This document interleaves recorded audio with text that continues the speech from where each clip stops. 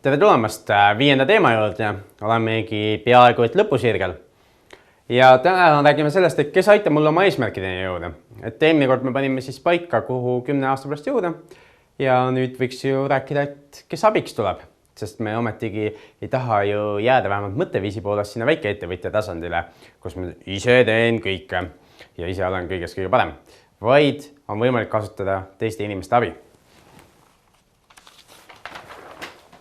Ja kodutööd olidki siis, et panna kirja, kus kohast laekub sinu sissetulekut 10 aasta pärast. Loodetavasti sa valisid endale passiivsed allikad, mitte ei panustanud palgatõusule. Ja kui sa palgatõusule panustasid, siis see kindlasti juhtub inflatsiooni tõttu. Aga passiivsete tulude puhul sul tekkis võib-olla mingi parem arusaam, et kus see võiks tulla. Kas ettevõtlusest, kinnisvarast, väärtpaberitest. Igalt poolt on võimalik seda tegelikult saada. Teine kodutöö oli jällegi uudiseid lugeda, arutada neid oma sõpradega, cashflow mängukaaslastega, analüüsida, mida öelda tahetakse, miks öeldakse ja kes sellist juttu kirjutab. Ja kolmas oli siis mängida cashflow'd erireeglilt järgi, kus sa pidid saama passiivset tulu nii väärtpaberitest kui kinnisvarast selleks, et odavatest välja saada. Ja liigume tänase teema juurde. Kui me räägime edasi liikumisest ja võib-olla investeerimisest veel ja oma finantssissedega tegelemisest, siis on sul võimalik valida 2 lähenemist. Üks on fokusseerimine ja teine on hajutamine. Ja tihti pangad, kui nad räägivad finantsnõustamisest, soovitavad hajutada. Et ära pane kõiki riske ühte kohta, hajuta, osta erinevaid asju. Ja miks hajutamine halb on? Hajutamine see kohta ütleb üks maailmakuulus investor Warren Buffett, et hajutamine on neile, kes ei tea, mida nad teevad. Ja miks hajutamine on neile, kes ei tea, mida nad teevad? Sest siis sa hajutad ära, sul kontrolli ei ole ja siis ükskõik, mis juhtub, sa saad õigustada sellega, aga vähemalt mul oli hajutatud, kellelgi läks veel hullemini. Nüüd Kiyosaki soovitab fokusseerimist ja tal on oma definitsioon ka sellele sõnale. See on inglise keeles siin focus, et follow one course until successful. Ehk järgi ühte suunda, kuni oled edukas. Ja mida see tähendab? Üks teine raamat, mis räägib 10 000 tunnist, et umbes 10 000 tundi võtab aega, et saada mingis asjas maailma parimaks, 10 000 tundi sihikindlat tööd. Ja kui sa hakkad tegema mitut asja, siis see võtab oluliselt kauem aega. Näiteks kui sa ühe asjaga tegeled ja 8 tundi päevas, nagu normaalne tööaeg on, ja 40 tundi nädalas, siis sul läheb umbes, kas oli 5 aastat selleks, et saada milleski väga heaks. Ja kui sa võtad 2 tegevust, siis läheb rohkem, eks ju, 3, veel rohkem, 4 ebareaalne, see ei saa mitte kunagi milleski väga-väga heaks. Ehk et mida vähemalt erinevate asjadega sa tegeled, tegelikult seda kiiremini sa liigud edasi. Ja meil Eestis siin on ka erinevaid näiteid, et näiteks Tartus on inimene, kelle nimi on Ergo Mõttus, kellel kuulub sõbra kinnisvara ja kes on fokusseeritult tegelenud kinnisvaraga kogu see viimased 10 aastat. Ja täna on tal üle 100 korteri. Samal ajal kui mina või mõni teine cashflow klubis oleme ka kinnisvaraga tegelenud, aga niimoodi kaootiliselt muude asjade kõrvalt. Ja nagu ma alguses siin ütlesin, et meil on mingi 15-16 üürilepingut ja temal on üle 100. Et see vahe tegelikult tuleb väga-väga kiiresti sisse ja läheb järjest suuremaks. Ja millega mina siis õigustan enda mittefokusseerimist.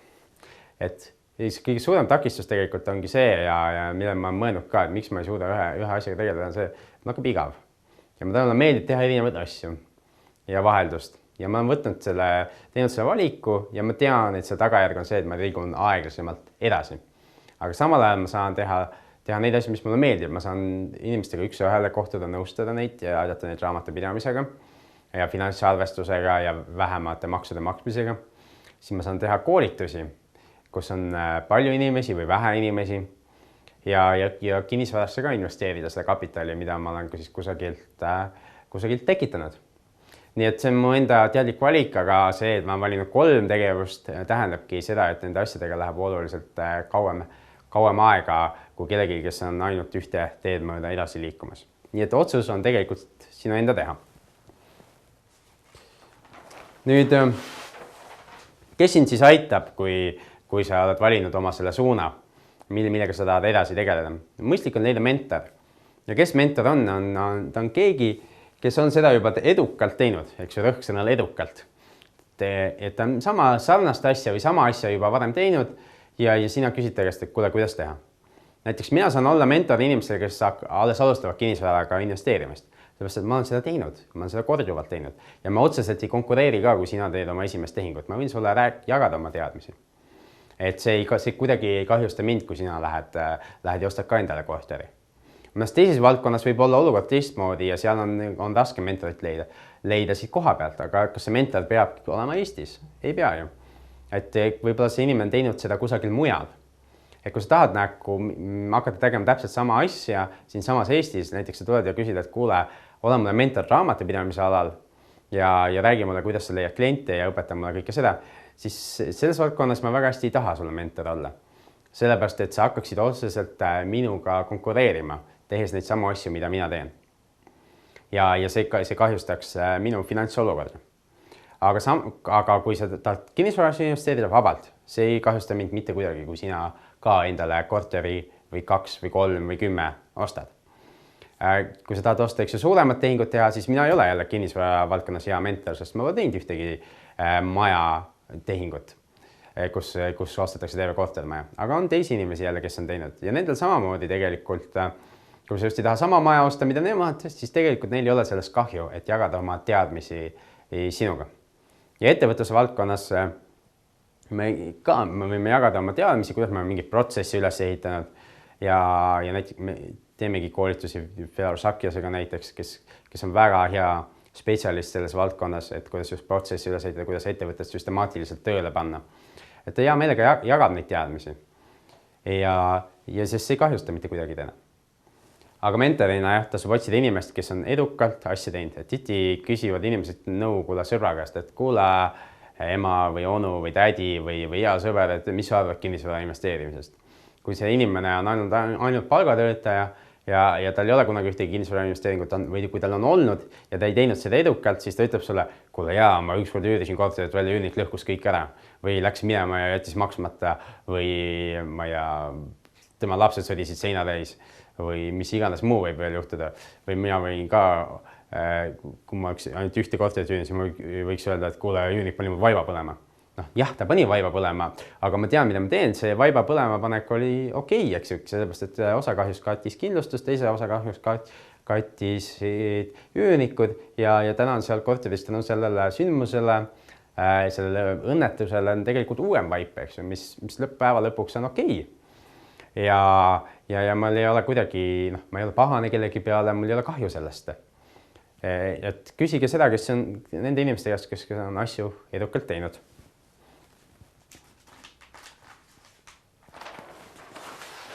Nüüd me olemegi jõudnud lõpuni, see viimane teema on väga lühike kokkuvõte, aga kodutöö sellest on pikk ja põhjalik. Et mis sul kodutööks jääb teha? Jällegi mängida veel 5. korda cashflow mängu. Erireegel seega on see, et kui te ükskõik mitmekesi te mängite, kõigil peab olema passiivne sissetulek suurem kui kulud kokku.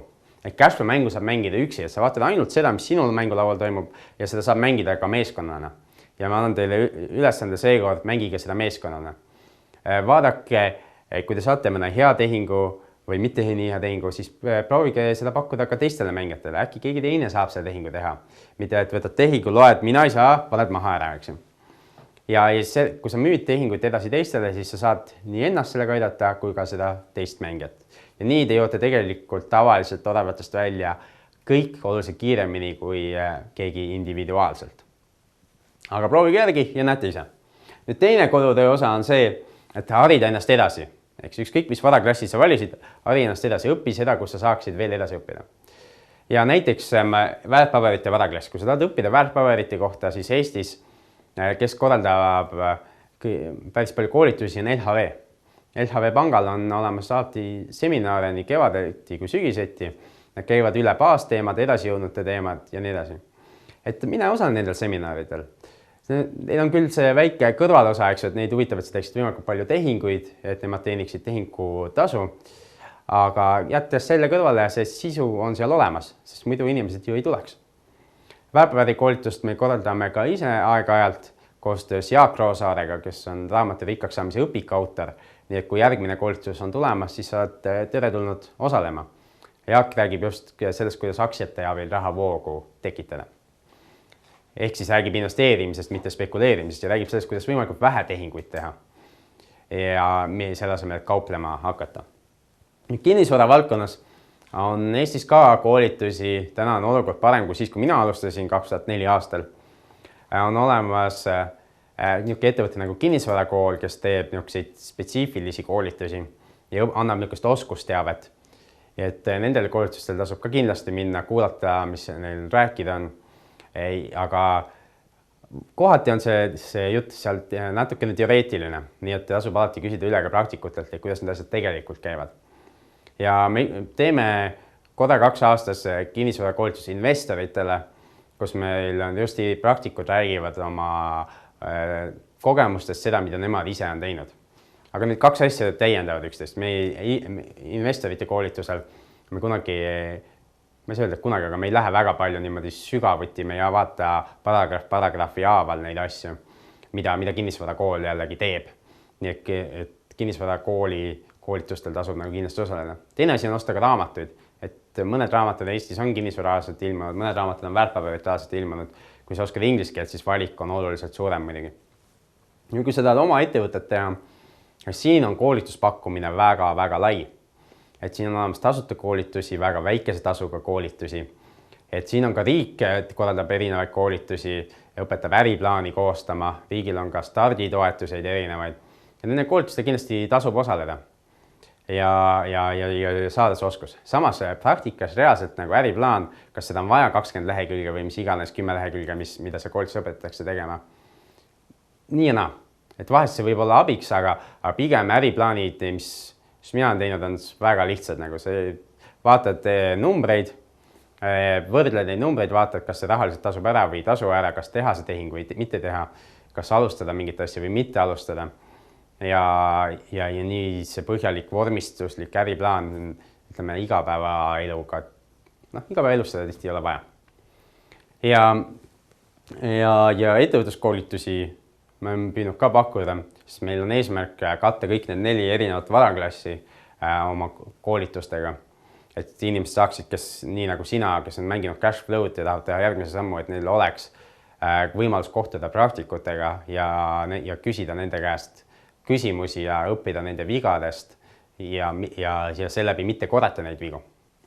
Nii et ettevõtlusalaselt on meil ka koolitus. Meie koolitustasu on kindlasti kõrgem kui EAS-i või riigi oma, sellepärast et me teeme koolitusi kapitalistlikul põhimõttel ehk osaleja ise maksab, peab katma kõik need kulud, mis selle koolitusega seotud on. Aga kui te satute mõne riigi toetatud koolitusele, siis osalustasu võib tihti olla nii madal nagu 10 eurot ja võite saada päris normaalse asja.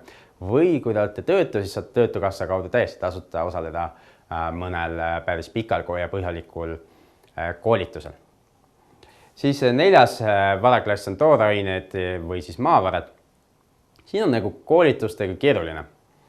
Et siin ma isegi ei tea kedagi täna, kes nagu mingi koolitust pakuks. Me oleme kunagi teinud koolitust, kus me räägime rahasüsteemist, sest see on nagu otseselt seotud selle ütleme, hõbeda ja kulla teemaga. Aga niisugust laiemat koolitust täna ma ei tea hetkel, kes seda pakuks. Ja kui siin kuld või hõbe huvitab, siis kõige mõistlikum on minna konsultatsiooni ettevõttes nagu David, kes on ka Eesti suurim kulla ja hõbeda vahendaja ja nendel Kullasuuna juht on Meelis Adonen. Meelisele võib vabalt otse helistada, tema telefoninumbri leiab Davidi kodulehelt ja võib öelda, et kuule, ma tahaksin osta neid asju, aga enne tahaks nõu pidada natuke. Et Meelis räägib täiesti nagu avatud kaartidega ausalt, nii nagu asjad on, ei ilusta ja suures pildis tal on mõni kasulik, kui sa ostad, aga tal on okei, kui sa ei osta.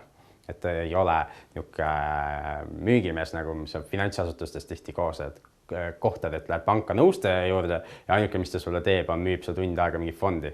Et Davidisse võib julgelt minna, et seal sellist agressiivset müüki ei toimu.